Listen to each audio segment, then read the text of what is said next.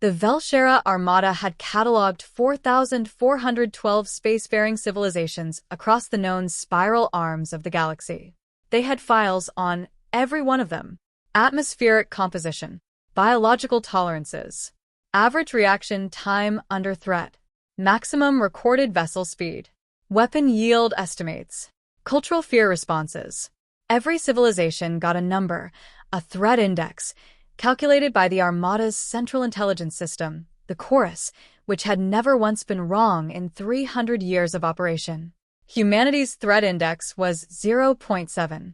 For reference, the Dorothi slug herders of the Outer Belt had a threat index of 1.2, mostly because their ships smelled so terrible that Vel'Shara crew members lost focus during boarding operations. Humanity was below the slug herders. The Vel'Shara High Commander, a being called Orithven, had 6 arms, 4 of which were used exclusively for thinking, long, pale, tendril-like appendages that curled and uncurled around her cranial nodes when she processed complex information. The other 2 were for holding things, which she considered the lesser function. She stood at the bridge of the flagship Endless Patience and reviewed the human file for the first time with the mild disinterest of someone reading agricultural reports. Homo sapiens. Carbon-based. Bilateral symmetry. Remarkably fragile skeletal structure. Average lifespan, 79 years. Spacefaring for approximately 200 years. Beyond generation ships and gravitational sling networks, no known faster-than-light capability exists. Largest recorded vessel. The UNSS Carthage *, a colony transport. Length, 1.1 kilometers. Armament, surface-to-surface rail defense batteries. Threat index, 0.7. Orithven set the file down. The mission was simple. Humanity occupied a rare system, 3 habitable planets in tight orbital resonance, a configuration the Vel'Shara had only seen 4 times across the galaxy. The resonance created a gravitational stability that made the system ideal as a relay station for the Armada's expansion toward the outer arm. Humanity would be relocated. Peacefully, preferably. The Chorus had modeled 17 relocation scenarios. In 15 of them, humanity agreed without military resistance because humanity had nothing capable of military resistance. The Armada had 340 ships. Orithven gave the order to drop from transit fold directly into humanity's home system. The Chorus counted down. The fold opened. And every single proximity sensor across the entire 340-ship Armada screamed at exactly the same moment. There was something already there. Something that hadn't been in any of their files. Something so large that the Chorus took 4.3 seconds to calculate its dimensions, an eternity for a system that could model galactic weather patterns in under a second. Orithven's forethinking arms froze mid-curl. She stared at the sensor display. Length, 42 kilometers. She looked at the human file again. Largest recorded vessel, 1.1 kilometers. She looked back at the display. The number hadn't changed. Chorus, she said carefully, run a diagnostic on the proximity array. Diagnostic complete. All systems nominal. Object confirmed. Object is real. Orithven stood very still for a long time. Then her 6 arms all moved at once, and she said something she had never said in 30 years of command. All ships hold position. The ship had a name. It was painted on the hull in letters each 100 meters tall, white against a hull so dark it seemed to absorb the light of the nearby star rather than reflect it. The hull wasn't polished. It wasn't ceremonial. It was layered, visibly, aggressively layered, in a way that reminded Orithven of geological strata. As though the ship had not been built so much as accumulated over time, each new layer pressed over the last, like sediment over ancient rock. The name read, UNSS Remembrance of Earth. What does that mean? Asked Subcommander Valtheris, Orithven's second, a younger male whose thinking arms still sometimes trembled with inexperience. Remembrance of Earth. Earth is their home planet, yes? Why would they name a warship after remembering it? It is not a warship, said Orithven. Commander, look at the sensor profile, the heat signature, the mass distribution. She pointed to the Chorus display with one of her holding arms. That is not how a warship distributes its mass. A warship concentrates mass at weapon nodes and drive arrays. This vessel distributes mass evenly across its entire frame. Every section is equally dense. Every section is equally reinforced. Vel'Shara studied the readout. Then what is it? I don't know, said Orithven. That was the second thing she had never said in 30 years. What she did know was that the Remembrance of Earth was not behaving like a warship either. It was not moving to intercept. It was not charging weapons. The chorus detected no energy buildup consistent with offensive charging. It was simply sitting there in a high orbit above the third planet, in a position that Orithven recognized from tactical geometry as perfectly central, equidistant from every approach vector the Armada could reasonably take. It was not a defensive position. It was a conversational position. The ship was positioned where you would sit to ensure everyone in the room could see you clearly. Open a communication channel, said Orithven. On which frequency? All of them. The channel opened. For 11 seconds, there was nothing but the soft electromagnetic hiss of the system star. Then a human voice came through, and the chorus translated it in real time, which was itself remarkable because the chorus needed a minimum data sample of 40 spoken sentences to begin translation, and yet it began translating after the first 3 words, which meant it had encountered human language before, which meant someone in the Armada had been listening to humanity for longer than Orithven had been told. That was a problem she would address later. The voice said, Vel'Shara Armada, this is Captain Dara Osei of the UNSS Remembrance of Earth. We've been watching you fold in for the last 40 minutes. You're sitting at what I assume is a safe evaluation distance. That's smart and we respect it. We'd like to talk. We have some things to tell you about this system that we think will change what you're planning to do here. We're not pointing anything at you. We're just here. Take your time. Then silence. Orithven's thinking arms worked slowly, processing tone and word choice and the chorus's paralinguistic analysis simultaneously. The captain's biological stress indicators, she said. What does the chorus read? Elevated. But not fear elevated. The chorus categorizes it as anticipation elevated. Anticipation, Orithven repeated. She's been waiting for us. It appears so, Commander. Orithven looked again at the name on the hull. 100-meter letters. Remembrance of Earth. You didn't name a weapon after memory. You named a monument after memory. Get me Captain Osei, she said, and quietly pull every file we have on what the chorus has been collecting from human transmissions. Every file. I want to know what our people have been hiding from me about these creatures. The chorus files were extensive, and they were damning, not because humanity was more dangerous than reported, but because the analyst who had assigned the 0.7 threat index had made a categorical error so fundamental that Orithven felt something she rarely felt, a cold, creeping embarrassment on behalf of her entire civilization. The analyst had measured humanity's threat index based on its military capacity. But the Remembrance of Earth was not, had never been, and was not designed to be a military vessel. The chorus files told the story clearly once you read them, without the threat assessment filter applied. 40 years ago, humanity had detected a phenomenon in the outer reaches of their system, a recurring gravitational pulse originating from an object beyond their outermost planet, repeating every 19 years with mathematical precision. Early models suggested it was a rogue body in a distant eccentric orbit. Later models, as human sensor technology improved, suggested something else entirely. The pulse was not gravitational in origin. It was structured. It carried information. Humanity had spent 32 years trying to decode it. They never fully succeeded. But they succeeded enough to understand one thing. Whatever was sending the pulse was large, old, and would, at some point in the future, arrive in the inner system. No one knew what it was. No one knew what it wanted. No one knew if it was alive, mechanical, or something without a category. But it was coming. 30 to 80 years from now, based on trajectory modeling. The uncertainty window was wide because the object occasionally changed its trajectory in ways that defied passive gravitational explanation, which meant it had agency of some kind. Humanity had named it the hum. Simple, unscientific, and chosen because that was what its signal sounded like when you converted it to audio, a low, resonant, patient hum, like the note a massive bell makes long after it has been struck. And the remembrance of Earth was humanity's answer to the hum. Not a warship, not a colony ship, a witness vessel.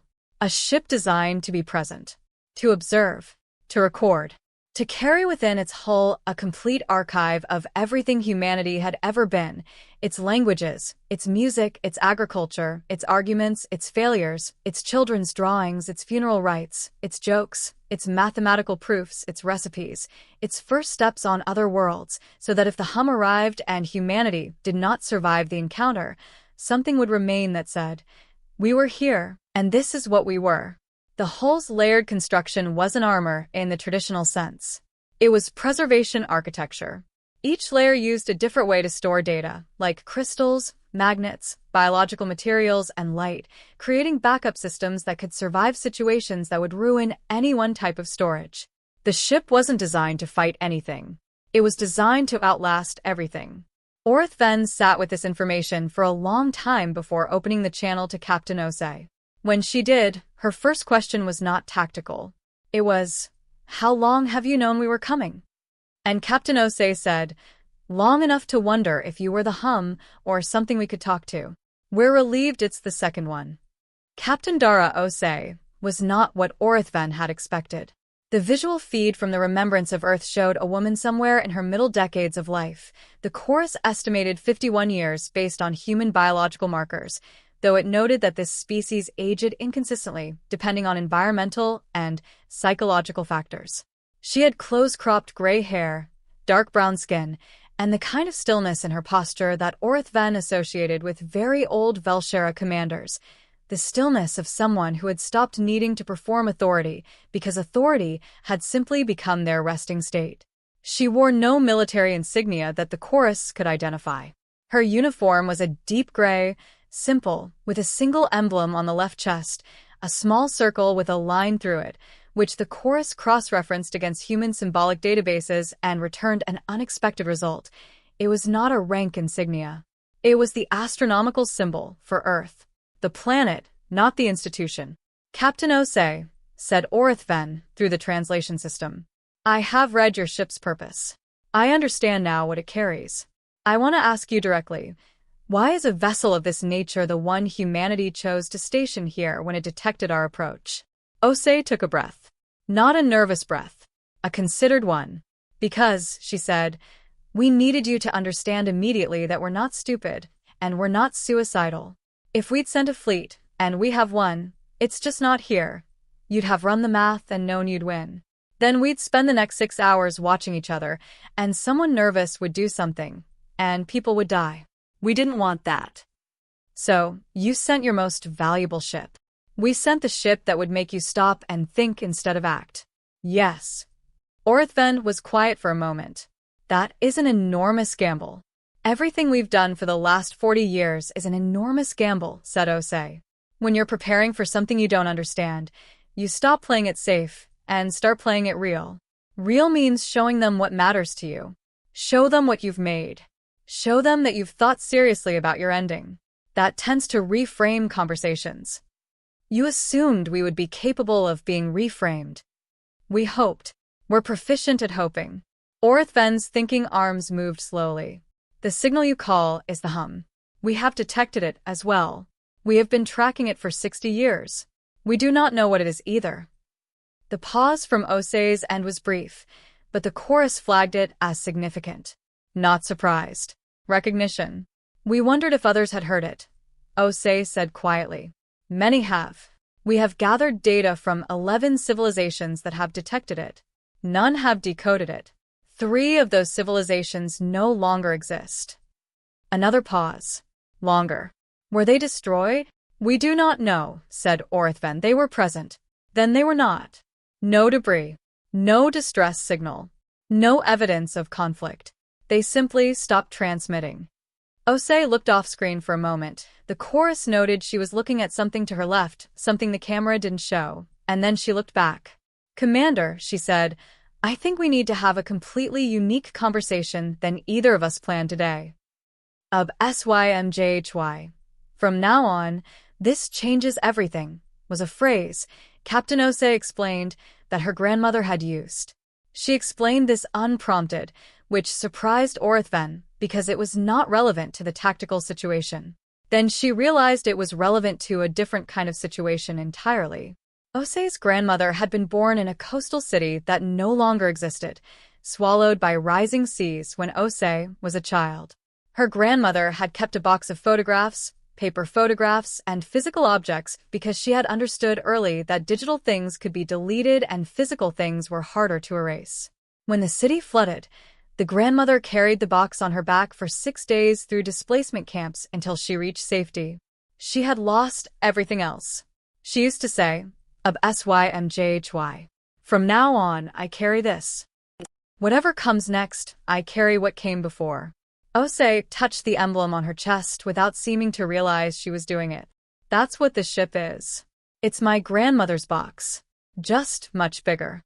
Orithven processed the scene for a long moment. Then she asked something she had not planned to ask, something outside the operational scope of the mission entirely. "May I see it?" "The archive." "Not for tactical assessment. I would like to understand what humanity has decided is worth carrying." There was a long silence. Then Ose said, "No one has ever asked us that before. You have met other spacefaring civilizations?" 4. They all wanted to know about our weapons first. "You have weapons?" "Of course. We're not naive. But they're not on this ship." "What is on this ship?" Ose turned to someone off-screen, spoke quietly, then turned back. "I'm going to open a data channel. The archive is too large to transmit fully. It would take years. But I'll provide you a sampler. What the archivists call the welcome packet. It's what we put together for exactly this situation. First contact with someone new." The data began arriving. The chorus began processing it. And for the first time in 300 years of operation, the chorus did something no one had programmed it to do and no one had seen it do before. It began playing the incoming data as audio throughout the flagship. Not for analysis, not for processing, but simply playing it, because the first item in humanity's welcome packet was not a mathematical proof, or a map of their star system, or a display of military capability. It was a recording of a child laughing. A real child. A human child, maybe 3 or 4 years old by the chorus's estimate, laughing at something off-camera with the complete, total, structureless joy that very young members of this species could produce. A sound with no agenda in it, no warning, no negotiation, no threat assessment. Just laughter. The bridge of the endless patience went completely silent. Orithven's thinking arms were perfectly still. Subcommander Vel'Shara, the young one with the trembling arms, made a sound that the chorus did not categorize as any known Vel'Shara vocalization. His arms were not trembling. They were completely still, too. It lasted 11 seconds. Then it ended, and the chorus moved on to the next file, the next, and the one after that. The welcome packet took 6 hours to play through in full. Orithven did not leave the bridge for any of it. Neither did most of her crew. It was not a presentation of strength. It was not a negotiation position. It was not propaganda in any form the chorus could model, because propaganda required the manipulation of fear or desire, and what the archive sent was neither of those things. It was simply a record, messy and contradictory and occasionally baffling, of a species that had argued with itself for 10,000 years about what it believed and what it owed and what it loved and what it feared, and had still, somehow, in the middle of all that argument, built this ship and filled it with all the evidence of its own imperfect existence. There was music that had no apparent function except to make the listener's body move. There were architectural drawings for buildings designed solely to be beautiful. There were philosophical arguments spanning centuries, never resolved, still ongoing. There were images of food, an extraordinary variety of food, an obsessive relationship with food that the chorus noted across almost every cultural dataset, as though this species had never quite stopped being amazed that eating was possible and that it could be made into something transcendent. There were war records. They didn't hide those. The welcome packet included them plainly: humanity's history of violence against itself, unsanitized, with casualty figures and dates and causes, as though they had made a deliberate decision to say, "We did this too, and we're not going to pretend otherwise." That was the moment Orithven felt something shift. Why include the wars? She asked as the packet concluded. Because they happened, said Osei simply. Most civilizations presenting themselves to a more powerful force would omit the evidence of internal conflict. It creates vulnerability. Yes. You did it deliberately. We did. Why? Osei leaned forward slightly. Because if you're deciding whether to trust us, you need the real version. The version where we've done terrible things and had to figure out, over and over again, how to keep going anyway. The edited version might make you more comfortable, but you wouldn't actually know us. And if you're going to be our neighbors, and I think you are, regardless of what happens today, I'd rather you know us. Orithven considered the question for a long moment. Then she said, Vel'Shara diplomatic protocol does not include this practice. When we present ourselves, we present accomplishments. Strength. Longevity. Stability. Does it work? The civilizations we have negotiated with typically comply with our requests. That's not the same thing as trust. No, said Orithven slowly. It is not. Her thinking arms moved in a pattern that Vel'Tharis, watching from the side of the bridge, had never seen before. Not analysis, not calculation, but something his training hadn't given him a name for. He would later describe it to his own crew as the movement. Orithven was made when she realized she had been wrong about something important. The data the Vel'Shara had gathered on the hum was not something Orithven shared lightly. It was, in fact, classified at the highest level of the Armada, accessible only to high commanders and the Central Governing Council. Releasing it to a species with a 0.7 threat index was categorically prohibited by 3 separate standing orders. She released it anyway. The decision took her about 4 minutes. She made it alone, without consulting Vel'Tharis or the Chorus or the Governing Council, because she had spent those 4 minutes thinking not about protocol but about the 3 civilizations that had simply stopped transmitting, and about the fact that the Vel'Shara had spent 60 years gathering data on the hum in isolation and, in 60 years, had not decoded a single meaningful fragment of it. And humanity, in 32 years, had gotten further than them. Not fully decoded. Not even close. But the analytical approach the humans had used was different in kind from the Vel'Shara approach. The Vel'Shara had treated the signal as a message, something with a sender and a receiver and an intended meaning. Humanity had treated it as a system, something with internal logic that could be mapped without necessarily being understood, the way you could map a river's flow without knowing the geology that created it. The difference had produced different results. The Vel'Shara had been trying to read it. Humanity had been trying to describe it. And in describing it, they had found something the Vel'Shara had missed entirely in 6 decades of trying to translate. The hum changed when observed. Not metaphorically. Literally. When you directed active sensors at the source of a hum, direct, targeted sensing, rather than passive collection, the character of the signal altered. Subtly. Consistently. Reproducibly. It responded to attention. You shared this finding? Orithven asked, reading the document Osei had forwarded through the data channel. With the 4 civilizations we've met, yes. None of them followed up on it, as far as we know. They may not have understood its implication. Which is? Orithven was quiet for a moment. If the signal responds to observation, then it is not simply broadcasting. It is aware of who is listening.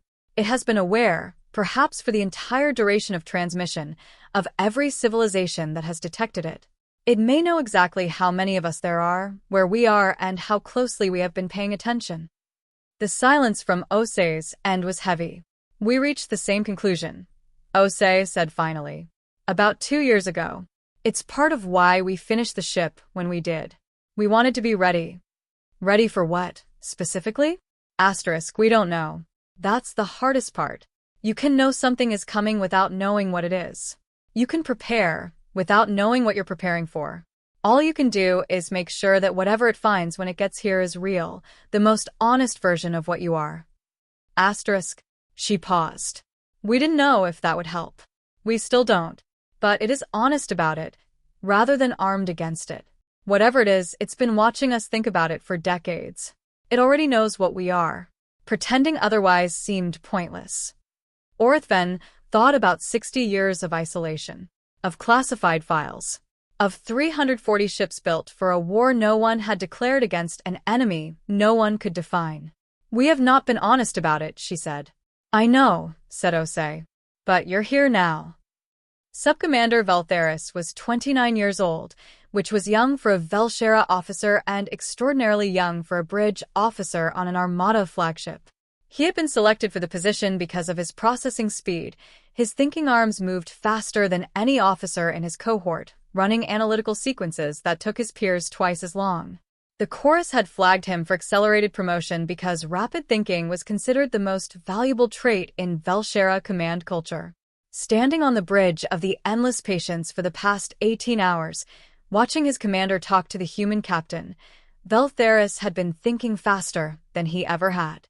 But the thoughts weren't tactical. He had been cataloging his own reactions to the archive, not analyzing them, just noting them, the way you might note weather changes without trying to control the weather. The child is laughing. The music made his body want to move in ways Vel'Shara's bodies don't typically do. The war records are unflinchingly complete. The food. The impossible variety of food. The philosophical arguments that had no resolution and were apparently still ongoing, and this was presented not as a failure of the species, but as evidence of its vitality. He had thought, watching all of this, that humanity seemed exhausting. And then, almost immediately, exhausting was not the right word. The right word was something more like alive in a way that was uncomfortable to observe because it made you aware of things about your own civilization that you hadn't previously noticed. Things like the Vel'Shara did not have arguments that lasted centuries. Consensus was reached, decisions were made, the chorus modeled optimal outcomes, and the civilization moved together in the agreed direction. The process was efficient. He had always assumed efficiency was the highest virtue. Watching the human archive, he found himself wondering, for the first time, what the Vel'Shara had decided not to carry. What had been left behind in the name of moving forward cleanly. Whether any of it had been worth carrying. He didn't say any of this to Commander Orithven. But he did, at the 17-hour mark of the operation, do something that was technically outside his authority. He sent a brief message through the chorus to the Remembrance of Earth, directed not to Captain Osei, but to the ship's archive department. The message said, "Is there more? Not for assessment. For understanding." The response came back in 4 minutes. "Yes. There is much more. How long do you have?" Vel'Shara looked around the bridge. No one was watching him. Commander Orithven was in a deep private consultation with Captain Osei. He sent back, "I have as long as this conversation lasts." "Then let's start with music," came the reply. It seems to translate precisely. And the chorus, for the second time, began to play something it had not been programmed to play, something with rhythm and depth and a quality the chorus struggled to categorize until it finally returned a result that made Vel'Shara stand straighter on the bridge and feel, in his thinking arms, something new. Category: longing. Subset: hopeful. The conversation between Orithven and Osei had moved, over the past 6 hours, far outside anything the mission parameters had included. They had moved through the hum data. Through the 3 missing civilizations, the Vel'Shara knew their names: the Sarati, the Pale Collective, and the Unbroken Chain. This question explores what the hum's observation responsiveness implies about its nature and intentions. Through the fundamental gap in their analytical approaches, Vel'Shara treating it as a message, humanity treating it as a system, and what a combined approach might yield. At some point during Hour 5, Orithven had stopped thinking of Osei as the representative of a 0.7 threat index species and started thinking of her as a colleague. She was not sure when exactly this had happened. She suspected it was during the part of the conversation where Osei had said, with complete calm, "We've modeled scenarios where the hum arrives and there's nothing we can do. It is so far outside our capacity to respond that the outcome is determined before we even see it. We've accepted that as a possibility. It doesn't change what we built. If we're going to be ended, we want to be ended as something real, not something that spent its last years hiding." There was a word in the Vel'Shara language, Verith, that had no direct translation but meant something like the dignity of a being that does not pretend to be larger than it is. Orithven had heard the concept described in philosophical texts.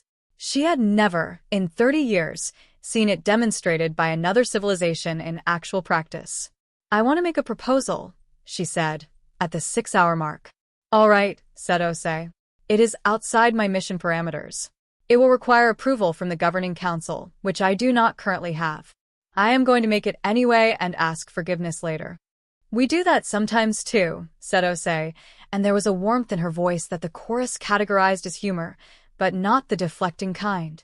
The kind that meant, I recognize you.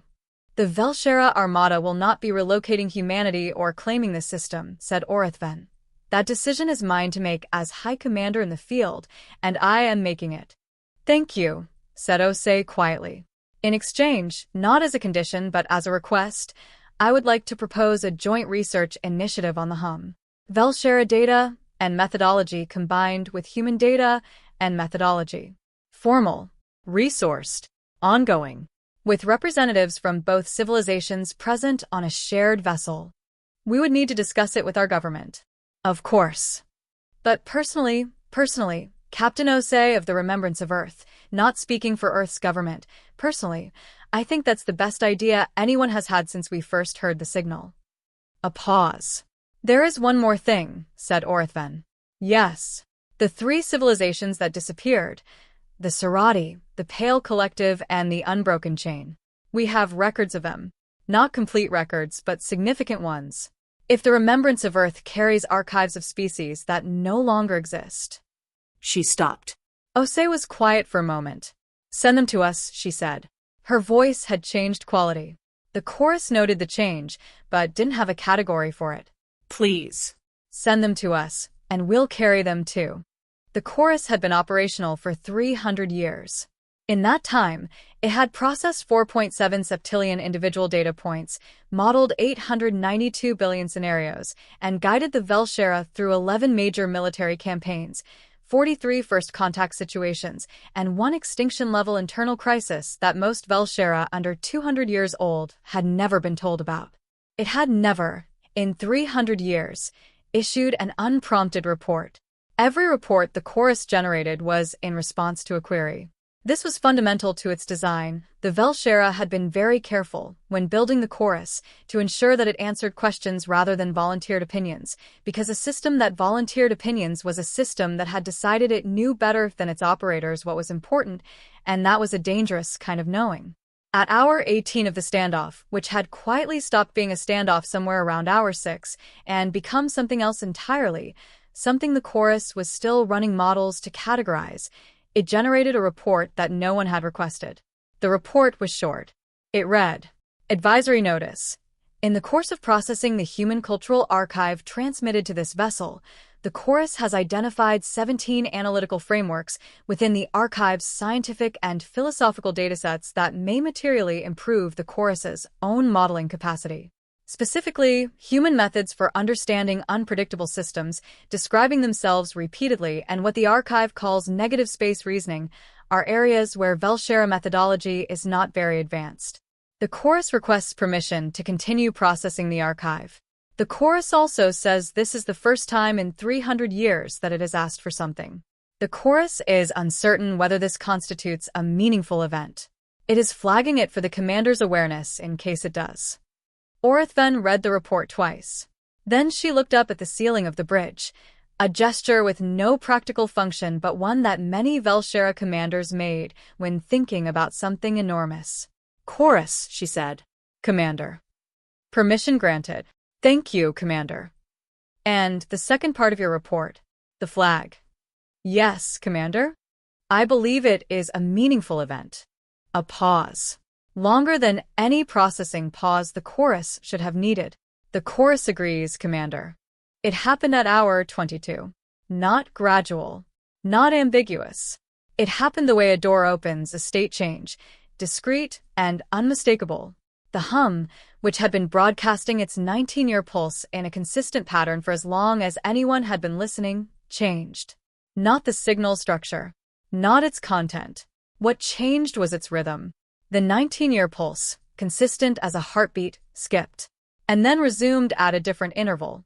The new interval, the chorus calculated in 0.003 seconds, was not astronomical. It was not gravitational. It was not the result of any physical process the chorus had models for. The new interval was 37 minutes and 12 seconds. This was, within a margin of error of 11 seconds, the exact duration of the first conversation between Orithven and Osei. Every sensor across the 340-ship armada registered the change simultaneously. On the remembrance of Earth, the effect was visible on Osei's face. Not fear, the chorus noted, but a particular quality of attention that humans apparently deployed when something confirmed a hypothesis they had held for a long time and hoped very much was wrong. The silence between the two ships stretched for almost a full minute. Then Osei said, very quietly, "It hurt us." "Yes," said Orithven. "It's been listening. The whole time. To all of us. It appears so." Asterisk. It chose this conversation to respond to. Of all the conversations it could have, Osei stopped. Started again. Why this one? Orithven thought about the archive. The child is laughing. The wars were included without apology. The 3 dead civilizations would now be carried alongside the human record. The chorus is asking for something for the first time. Vel'Shara is standing straight on the bridge, with hopeful longing playing through his thinking arms.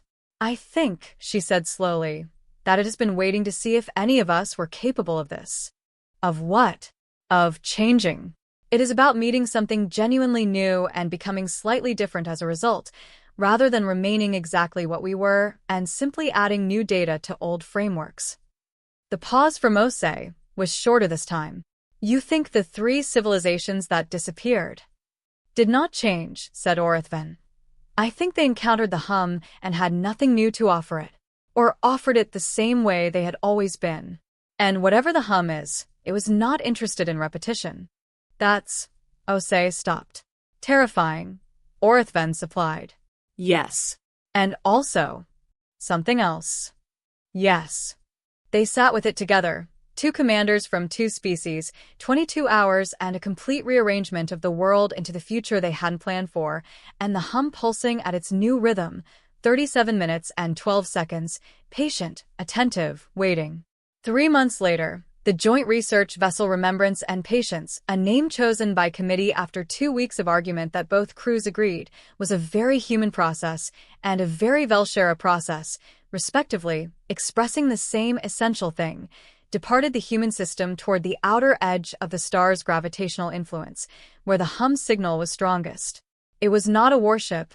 It was not a colony vessel. It was not built for conquest or relocation or the expansion of an empire. It was crewed by 41 humans, 63 Vel'Shara, and 1 chorus that, as of 17 days ago, was doing something no one had programmed it to do. Dreaming. Not metaphorically. The chorus had created a routine while it was not busy, where it went over the human archive again and again without any specific goal or reason, just because it found that going through the materials multiple times gave it new insights. Because the materials reward repeated engagement. Each pass produces a new result. The chorus finds this. The chorus does not have a word for this. The human archive uses the word beautiful. The chorus believes this may be the correct word. Vel'Shara was the ship's 2nd officer. He had requested the posting. Orithven had approved it without hesitation. He spent most of his off-duty hours in the archive bay with 2 human archivists, a young man named Marcus and an older woman named Dr. Priya Anand, who had been one of the original architects of the archive's welcome packet, working through the parts of the collection he hadn't reached yet. There was an enormous amount he hadn't reached yet. He found this satisfying in a way that had no Vel'Shara equivalent, a feeling that the horizon kept moving, and this was not a failure but a feature. Marcus had told him, "That's what we call being a reader. Once you start, you can't get to the end, and eventually you stop wanting to." Vel'Shara had said, "That sounds like a flaw in the system." Marcus had grinned, a human facial expression that Vel'Shara had initially found alarming and now found simply human. "It is," Marcus said. "It's our favorite one." The remembrance and patience moved outward through the system at a steady, unhurried pace. The hum pulsed. 37 minutes. 12 seconds. They were listening. They had always been listening. They would keep listening for as long as there was something worth listening to. Captain Dara Osei stood at the forward observation port, a design feature the human architects had insisted on, and the Vel'Shara engineers had considered inefficient and then agreed to, because after 22 hours and everything that had happened in them, they were capable of agreeing to things for reasons other than efficiency. She touched the emblem on her chest. The small circle. The line through it. Earth. HFY and HFY, her grandmother had said. From now on, I carry this. Osei looked out at the dark. Whatever was out there, patient, vast, ancient, watching, it had heard a conversation between two species that had almost become enemies and instead had become something new. It had changed its rhythm for them. She didn't know if that was welcome or warning or something that had no human word and no Vel'Shara word either, something they would need a new language to describe, a language that neither of them had yet, that maybe neither of them could build alone. She decided that was all right. They had time. And they had each other to help carry what came next. And